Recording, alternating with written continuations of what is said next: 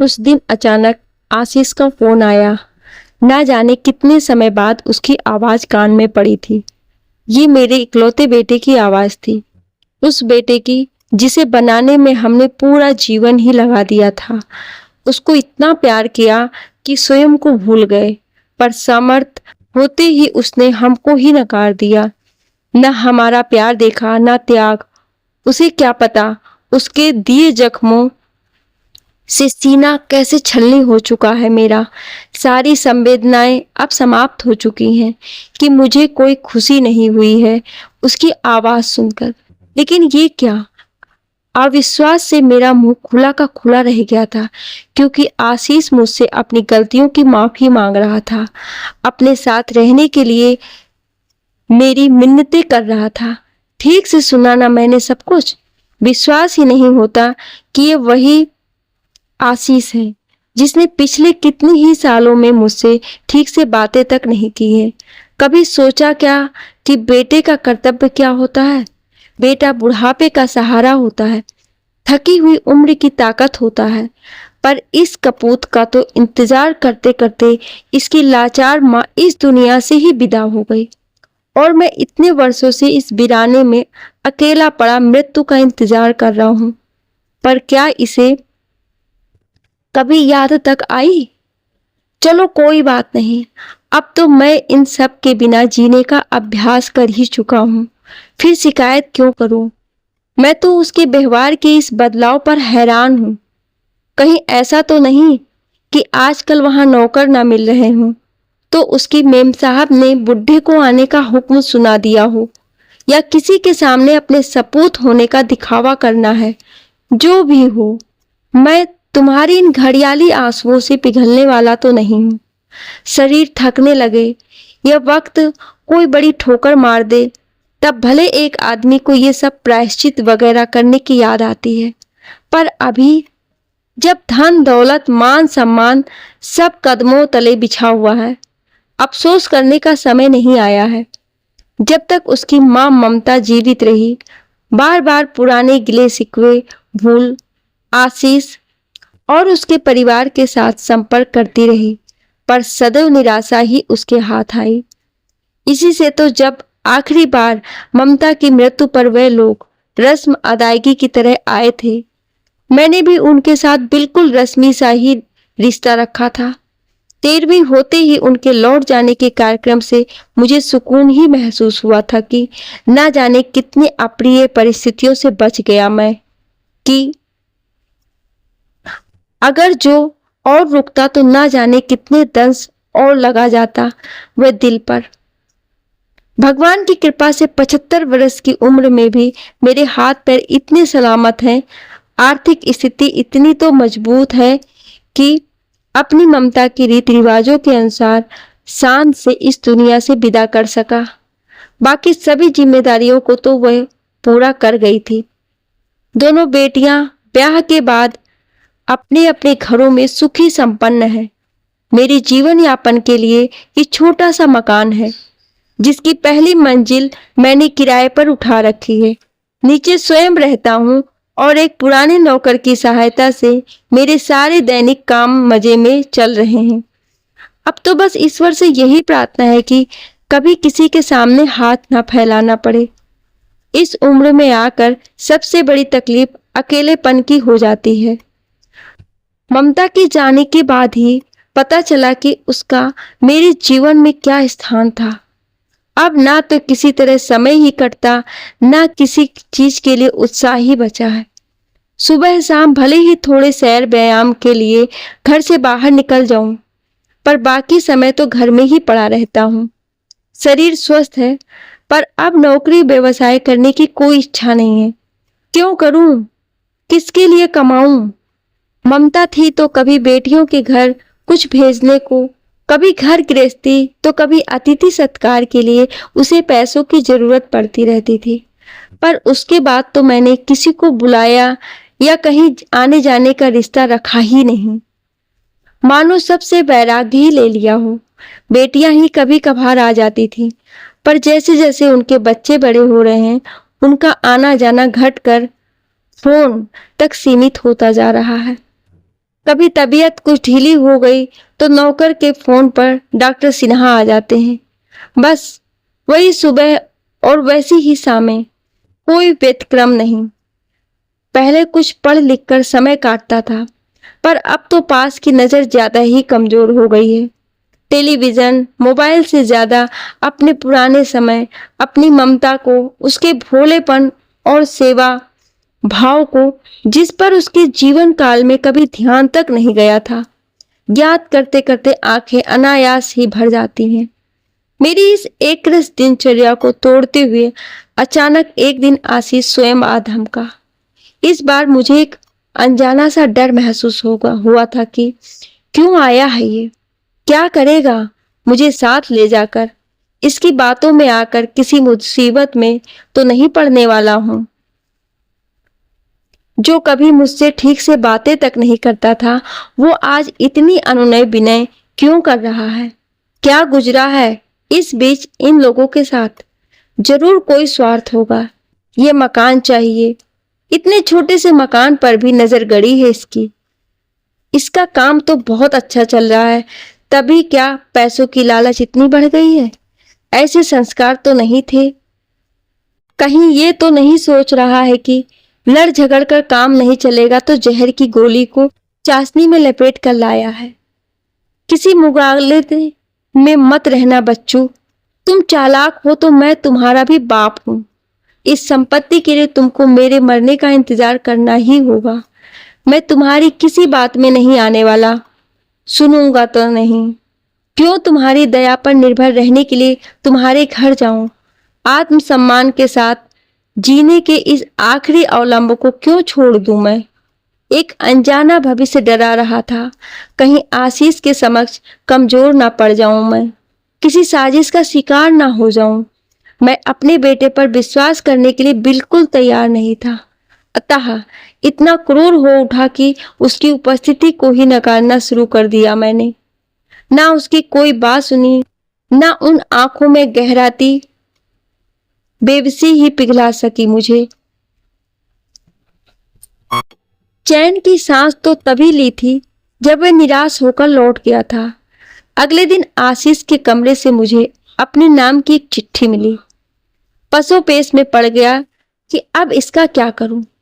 जब कोई संबंध ही नहीं रखना है तो क्या फाड़ कर फेंक दूं इसे? पर एक बार पढ़ने से भी क्या फर्क पड़ेगा? कुछ उत्सुकता तो मिटेगी कि आखिर कहने क्या आया था वह। आगे तो सब कुछ मेरी मर्जी से ही होना है ना। जवाब तक नहीं दूंगा, चाहे कैसी भी मजबूरी बताए, बीमारी या पोते तक का हवाला दे दे, मैं कमजोर नहीं पड़ूंगा। कि मेरी किस जरूरत में तुम मेरे काम आए हो आशीष? मुझे ममता समझने की भूल मत करना कि जरा प्यार से बोल दिया तो बस पिघल गई, और फिर तो चाहे सारा दिन खटा ही लो, वो मुस्कुराती रहेगी। तुम्हारी बीबी सज धज कर फूलों की सेज पर बैठी रहती थी और बूढ़ी माँ दौड़ दौड़ कर घर के काम निपटाती थी। ये सब तुम्हें कभी नजर क्यों नहीं आया आशीष? इसीलिए ना कि तुम्हारी नजरों में अपने माता पिता के लिए कोई सम्मान ही नहीं बचा था। सास बहू के झगड़े साधारण तौर पर तब तक तूल नहीं पकड़ते हैं जब तक घर के मर्द उसमें नहीं पड़ते, पर अपनी पत्नी की बिल्कुल गलत बातों तक के पक्ष में खड़े होकर माँ बाप से जवाब तलब करने के संस्कार तुम में कहाँ से आ गए? तुम्हें पालने में कहाँ गलती हो गई हमसे? कितनी आशाएं लगाई थी हमने तुमसे, पर तुमने सदैव मेरे उत्साह पर पानी ही फेरा, और तुम्हारा इंतजार करते करते पूरी उम्र ही बीत गई। अब तो मैं अकेला इस कमरे में पड़ा तुम लोगों का बचपन याद करते रहने को अभिशप्त हूँ। जब तुम पैदा हुए थे सबसे ज्यादा खुशी मुझे हुई थी। जब तुम्हारे स्कूल का पहला दिन था, अदम उत्साह से मैं तुम्हें अपने गोदी में उठाकर स्कूल तक ले गया था। तुम्हारे सुरक्षित और उज्जवल भविष्य के लिए तन मन धन लगाने की होड़ में हम पति पत्नी अपनी जरूरतों में कटौती करते गए थे, पर बदले में हमें क्या मिला? किशोर होते ही तुम्हारे वो बगावती तेवर, और फिर हमारे मध्य फलता फूलता वो परायेपन का विशाल वृक्ष 17 सालों तक लगातार तुम्हारे विछोह में तड़पती ममता के वो आंसू, तुम लोगों की वो जली कटी बातें, दिल तोड़ती एहसान फरामोशी कैसे भूल सकता हूँ। आखिर तिल तिल कर जोड़े गए मेरे इस आत्मसम्मान के भ्रम को अब क्या यह 2 मिनट का अफसोस सकेगा? 2 आंसू धो देंगे या ये चिट्ठी मिटा सकेगी? नहीं, अब सब कुछ समाप्त हो चुका है। तुम जहां रहो खुश रहो, मैं भी जिस हाल में हूं रहूंगा। पत्र का जवाब डाक से भेज दूंगा कि अब भूल जाओ कि हमारे बीच रिश्ता भी था कभी। चिट्ठी पढ़ने के लिए चश्मा खोजते समय ही उसका उत्तर सोच लिया था मैंने। पूज्य पिताजी, आपको याद होगा आज मेरा 47वां जन्मदिन है। पता नहीं क्यों उम्र के इस दौर में आकर महसूस कर रहा हूँ कि जैसे मैं वहीं आकर खड़ा हो गया हूँ जहाँ होश संभालने पर आपको देखा करता था। वह पुरातन समस्याएं जो आपके समझ थीं थोड़े बहुत परिवर्तित रूप में मेरे सामने भी खड़ी हुई है। और आश्चर्य तो इस बात का है कि इतने सालों तक आपके लिए सभी निर्णयों को गलत ठहराने के बावजूद आज दिन आपका अनुकरण करने के अतिरिक्त मैं और कुछ नहीं कर पा रहा हूँ। यद्यपि जानता हूँ कि आप नाराज हैं मुझसे, फिर भी अंतर की ये बहुत सारी बातें आज आपको बताने की बेचैनी है मुझ में। मेरी सोच और आस्थाओं ने चुपके से एक नई करवट ले ली है और ये सब मैं केवल आपसे ही कह सकता हूँ। शायद आपके प्रति अपने दृष्टिकोण की स्वीकारोक्ति के बिना शांति नहीं मिलेगी मुझको। इसीलिए आपके मना करने के बाद भी मैं आपके पास आया था और जब तक आप मेरी बातों को सुन नहीं लेंगे फिर करता ही रहूंगा। इतिहास स्वयं को दोहराता है। पहले सुना था पर अब स्पष्ट देख रहा हूँ। आपका पोता उत्कर्ष 18 वर्ष का हो गया है और उसके तेवर बिल्कुल वही है जो उन दिनों में मेरा हुआ करता था। पर अचंभित तो मैं इस बात से हूँ पिताजी कि आज मैं बिल्कुल वैसे ही सोच रहा हूँ जैसे उन दिनों आप सोचा करते थे। पसोपेश मैं ही हूँ कि जिम्मेदारियां आने के बाद हर कोई ऐसे ही निर्णय लेने लगता है क्या? इसीलिए जीवन भर मैंने आपके साथ जो व्यवहार किया है आज उसका विश्लेषण करना बहुत जरूरी हो गया है। जब मैं काफी छोटा था आप मेरे साथ खिलौनों की तरह खेला करते थे। तब मैं अपनी बाल सुलभ शरारतों और उल्टी सीधी जिदों के बावजूद आपको दुनिया का सबसे ज्यादा समर्थ और बुद्धिमान आदमी समझता था। उस समय मेरी सबसे बड़ी चाहत सिर्फ आपके जैसा बन जाने की थी। फिर जैसे जैसे मैं बड़ा होने लगा आपकी कुछ कमियां और सीमाएं भी मेरी नजर में आने लगी। अब मैं अपने दोस्तों के पिता, रिश्तेदारों इत्यादि से आपकी तुलना किया करता था। आप उनसे बेहतर नजर आते तो गर्व होता मुझे, पर यदि आपकी कोई बात उनसे कमतर होती तो मेरा बाल मन कुछ परेशान सा हो जाता। यूं छोटी मोटी कुछ उलझनों को छोड़कर आप और सिर्फ आप ही मेरे नायक थे। फिर ढेर सारे दोस्त हो गए। मेरे दिन का एक बड़ा हिस्सा उन्हीं के साथ बीतने लगा और उन्हीं की बातें मुझे ज्यादा समझ में आने लगी। तभी तो स्कूल की पढ़ाई के बाद जब मनपसंद विषय चुनने का समय आया, क्योंकि मेरा प्रिय मित्र कॉमर्स कॉलेज जा रहा था, मैंने भी वही चुना। मैं किसी भी हालत में उसका साथ छोड़कर साइंस कॉलेज नहीं जाना चाहता था, पर यह तो मेरे पूरे जीवन की दिशा निर्धारण का समय था ना। निर्णय लेने की ये बचकानी वजह मेरे लिए भले ही महत्वपूर्ण रही हो, आपको मूर्खतापूर्ण लगती थी। आपने तो कितना ही समझाया था कि मेरा दिमाग तेज है, कि विज्ञान एवं गणित में मुझे कितने अच्छे अंक मिलते हैं और डॉक्टर या इंजीनियर बनने के बाद कैरियर बनाना कितना आसान हो जाता है। पर इस तरह की कोई बात उस समय मेरी समझ में आई ही नहीं। मैं अपनी जिद पर अड़ा था, जिससे आपको काफी निराशा भी हुई थी। पर मजे की बात देखिए, बिल्कुल वही परिस्थितियां फिर हैं। बस इस बार आप वाले स्थान पर मैं आ खड़ा हुआ हूँ और उत्कर्ष के भविष्य के लिए उसी तरह परेशान हूँ। अथक मेहनत करके मैंने जो अपना ये व्यवसाय स्थापित किया है, नाम और इज्जत कमाई है, उसे उत्कर्ष ने एक बार की नकार दिया। मेरी फर्म में पार्टनर बनने के लिए उसे चार्टर्ड अकाउंटेंसी की परीक्षाओं को पास करना जरूरी है, पर वह तो फैशन टेक्नोलॉजी का कोर्स करने के लिए मुंबई जाने की जिद करता है। मॉडलिंग एजेंसी खोलना चाहता है, सिनेमा में ब्रेक खोज रहा है। उत्कर्ष को अपना सहारा बनाने का स्वप्न लिए मैं अपने काम को बढ़ाता ही चला गया था, पर यदि वह मेरे साथ नहीं आता तो अब क्या करना चाहिए मुझे? धीरे धीरे काम करूं या किसी और को भागीदार बनाऊं?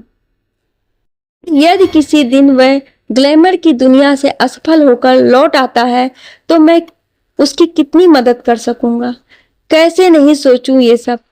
आखिर पिता हूं उसका, उसको सेटल कराने की जिम्मेदारी है मुझ पर। हर संभव सुख, वैभव, सफलता, संपन्नता और सुविधा उसके कदमों में बिछा देने की मेरी ये चाह कोई अजूबा तो नहीं? उस पहाड़ जैसे संघर्ष के लिए कैसे उसे अकेला छोड़ दूं? क्या मुझे पता नहीं है उस चमक दमक की असलियत? कितने ही अस्तित्व के गुमनाम बलिदान के पश्चात जो मुट्ठी भर लोग सफल होते हैं, उत्कर्ष बस उन्हीं में से एक होगा। कैसे मान लूं? उधर वह मेरी एक भी बात सुनने को तैयार ही नहीं, और मैं हूं कि चिंता के मारे रात रात भर जागता रहता हूं। ब्लड प्रेशर बढ़ गया है और ना जाने कितनी बीमारियां एक साथ उभर आई हैं। मुझे याद है कि उसके बाद मेरे और आपके बीच की दूरियां बढ़ने लगी थी। मैं आपकी बातों को एक कान से सुनकर दूसरे कान से बाहर निकाल देने का आदी होता जा रहा था, और मेरी रूख से आप मेरे प्रति निराश से होने लगे थे। फिर हम दोनों के बीच माँ ने एक पुल का काम करना शुरू किया कि इस कश्मकश में धीरे धीरे उसकी अपनी राय और इच्छाओं का कोई अस्तित्व ही नहीं रह गया। उसने तो बस मेरे और आपके समक्ष एक दूसरे का पक्ष रख स्थिति को काबू करने की कोशिश में ही जिंदगी बिता दी। कहीं अब मेरे और उत्कर्ष के बीच में भी यही स्थिति तो नहीं आने वाली है पिताजी? मुझे डर सा लग रहा है, पर मैं नहीं जानता कि इस हालत में अब मुझे क्या करना चाहिए। जब हम बाप बेटे के बीच में पिछले कितने ही दिनों से बातचीत तक बंद है, क्या मुझे उसकी इस बेबुनियाद जिद को मानकर उसे उसके हिस्से का संघर्ष करने की इजाजत दे देनी चाहिए, या उस पर दबाव बनाकर उसे अपना निर्णय मानने को बाध्य करना सही कदम होगा? फिर आप एक दिन बड़े चाव से मेरा ब्याह रचाने के लिए सुलेखा को पसंद कर आए थे, जबकि मैं मन ही मन अपने दोस्त विनय की बहन कावेरी को अपनाने के लिए लालायित था। मुझे लगता था कि अगर आप प्रचलित रिवाजों के अनुसार मेरा रिश्ता लेकर उनके घर गए होते, स्वस्थ माहौल में बातचीत हुई होती तो बात बन जाती, पर आप अपनी जिद में इस तरह का कोई काम करने को तैयार ही नहीं हुए थे, और बिना देखे जाने ही आपने उसे एकदम से नकार दिया था। फिर मैं मूर्खों की तरह कभी उसके सामने प्रणय निवेदन तो कभी उसके पिताजी की नजरों में सामने के बचकाने प्रयास करता रहा, पर कभी भी अपने पक्ष को उन लोगों के समक्ष ठीक से नहीं रख सका, और उसका ब्याह कहीं और हो गया। लोकलाज में मैंने सुलेखा से शादी भले ही कर ली हो, पर आपके प्रति एक शिकायत तो मन में बनी ही रह गई। समय ने अब मुझे आपके वाले पाले में ला खड़ा किया है, बल्कि कहूँ तो समय अब और भी ज्यादा बदल गया है कि उत्कर्ष के तेवर और स्वभाव को देखते हुए मैं मानसिक रूप से किसी भी दिन अचानक कैसी भी लड़की से अपनी बहू के रूप में परिचित होने को तैयार हूँ। पर सच कहूँ पिताजी, पिछले कुछ सालों से मेरे अंदर अपने समस्त अनुभवों की कसौटी पर कसकर लाखों में एक चुनकर हीरे की कन्नी से खूबसूरत पढ़ी लिखी और मेधावी बहू लाने की बड़ी तमन्ना होने लगी है, जिसके छम छम कर चलने से मेरा आंगन भर जाए और मुस्कुराने से घर खिलखिला उठे, जो बुढ़ापे में हम पति पत्नी को आदर मान दे, उत्कर्ष को जीवन भर खुश रखे और हमारी अगली पीढ़ी को सजाए संवारे। आखिर उत्कर्ष हमारा इकलौता बेटा है, तो हमारी हर चाह उसे ही तो पूरी करनी है।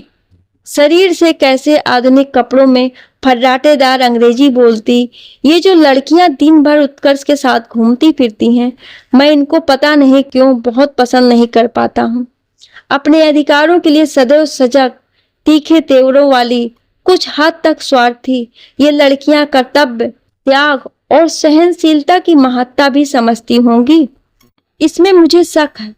पर ये कुछ एक घर को जीवन भर बांध कर रखने के लिए, परिवार को बनाए रखने के लिए तो जरूरी होता है ना। विवाह हो जाने पर इनके ये तेवर बदल जाएंगे। ये शुरुआती आकर्षण समाप्त होने पर रोज के लड़ाई झगड़े जीवन की नियति बन जाएंगे। ऐसी ही किसी लड़की के घर जाकर अपने ब्याह की बात चलाने का अनुरोध उत्कर्ष यदि मुझसे करे तो मुझे क्या करना होगा पिताजी? आपकी तरह अपने ही निर्णय पर दृढ़ रहना होगा या उत्कर्ष की हाँ में हाँ मिलानी होगी? फिर सुलेखा के घर में आते ही मेरे और आपके बीच की दूरी एकाएक ही और बढ़ गई थी।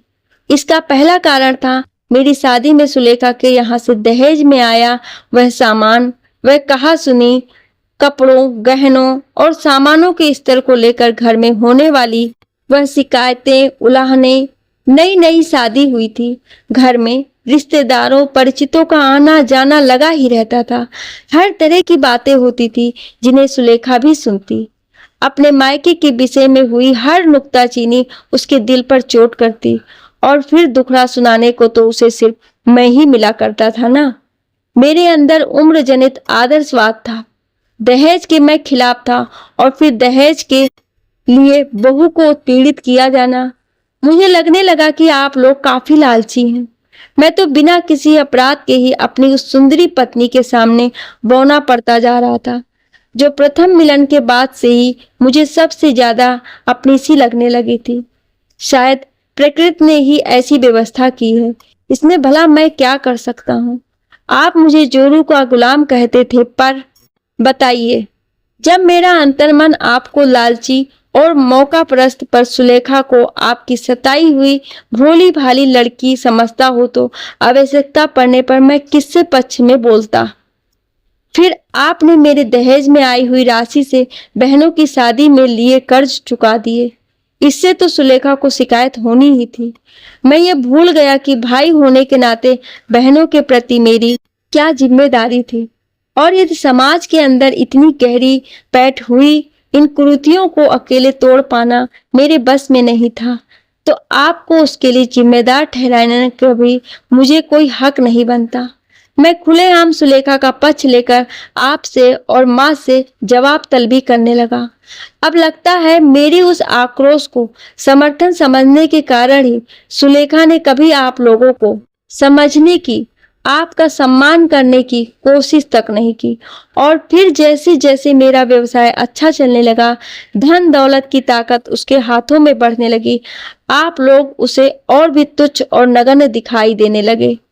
क्या इन सारी वस्तु स्थिति के मूल में सिर्फ मैं ही दोषी था?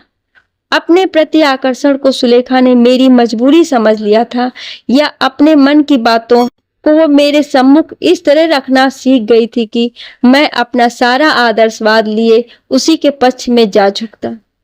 क्या मैं उसकी कठपुतली बन गया था जिससे वह नचा रही थी? जो भी हो, अब अगर ये निर्णय हो भी जाए कि दोषी कौन था तो कोई फर्क नहीं पड़ता। उस समय तो बिगड़ते हुए रिश्तों और बढ़ती हुई कटुता से बच भागने के लिए एक शांत सहज जिंदगी की तलाश में मैंने शहर बदल लेने का निर्णय ले लिया। अभी तक तो मुझे न किसी तरह की गलती का एहसास था, न अफसोस। हर पिछली घटना के लिए आपको जिम्मेदार ठहराकर मैं निश्चिंत भी था। शायद ये कुछ मुझे कभी याद भी ना आता। कुछ खुशी कुछ गम बांटती जिंदगी जैसे बीत रही थी, बीत ही जाती, अगर उस दिन अचानक बगल वाले कमरे से बहुत दिनों बाद आपस में मिली सुलेखा और उसकी बहन की वह बातें सुनाई ना दे गई होती। अनायास ही तो उसकी दीदी ने कहा था कि तेरी बेटी आस्था अब बड़ी हो रही है, उसका दहेज इकट्ठा करना शुरू कर दे सुलेखा, वरना तो तेरी जैसी खर्चीली आदतें हैं, समय पर दिक्कत होने लगेगी। इस पर सुलेखा का जवाब सुनकर मैं भौचक्का सा रह गया था। वो कह रही थी कि हमें तो पहले उत्कर्ष की शादी करनी है और उसकी शादी में जो कुछ भी आएगा वही देकर मैं आस्था को विदा कर दूंगी। इस बात पर दीदी हंस पड़ी थी और मजाक करते हुए बोली कि लगता है बेटे की शादी में बहुत ढेर सारा दहेज लेने की तैयारी में है तू।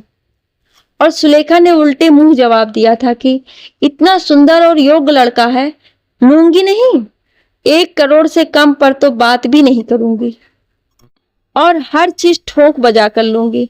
मैं भयंकर पसोपेश में पड़ा हुआ हूँ पिताजी, कि अगर यही सब सही है, मेरे घर में भी यही होने वाला है और शायद मैं स्वयं भी यही कुछ करने वाला हूँ, तो फिर आप गलत कैसे थे?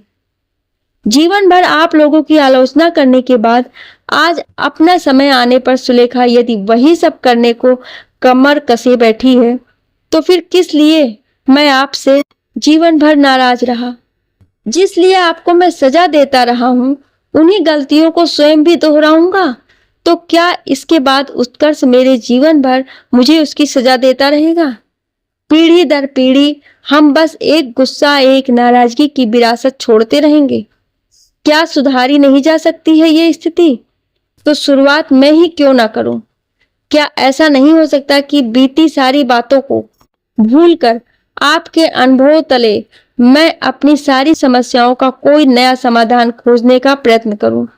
बस यही पूछने मैं आपके पास आया था। और जिस दिन भी आप मुझे माफ करने का निर्णय लेंगे, दोबारा आ जाऊंगा। आपका बेटा आशीष। पत्र मेरे हाथों में फड़फड़ा रहा है और मैंने कुर्सी पर सिर टिकाकर आंखें मूंद ली है। ठीक ही तो लिखा है आशीष ने, मैं भी तो कम गलतियां नहीं की है। अपना हर निर्णय उसके ऊपर थोपने का प्रयत्न भला क्यों करता रहा मैं? यदि वह अपना अस्तित्व स्वयं तलाश करना चाहता था, तो इसमें गलत क्या है? मैं ही तो उसे बच्चा समझता रहा और जाने अनजाने उसकी स्वतंत्रता छीनता रहा। बल्कि आज तो ऐसा लग रहा है कि शायद बहुत अच्छा हुआ जो उसने कुछ जिद्दें कर ली थी। जो भी हो, मेरे हर निर्णय के पीछे छिपी मेरी सदिच्छा आज आशीष की समझ में आ गई है। इस बात से सीने को ठंडक मिल रही थी। आज जब उसे मेरी जरूरत है, तो मुझे भी तो उसकी जरूरत है। भला कब तक मैं यहाँ पर अकेला पड़ा रहूंगा?